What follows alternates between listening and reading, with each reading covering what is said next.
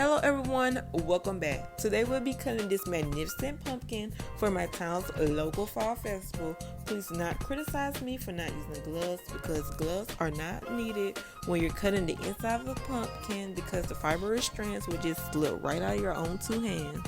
So first we'll start by making a ring shaped incision around the pumpkin, which will then lead to these results.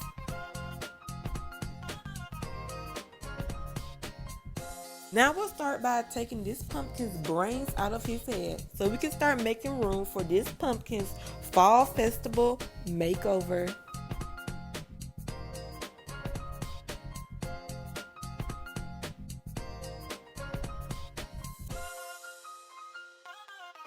Surgery is now over and we've taken all of the fibrous strands out of this pumpkin's head.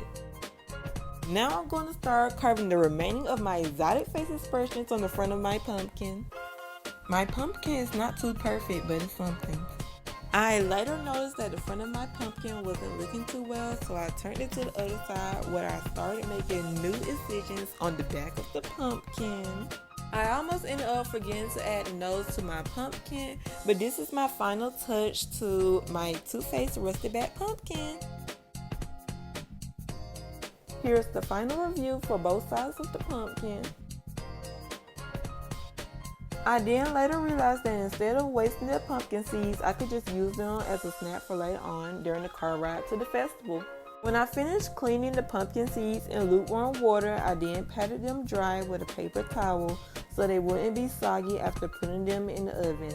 I then seasoned them with a little bit of salt and pepper before adding them in the oven on 250 degrees for 10 to 15 minutes with a constant stir.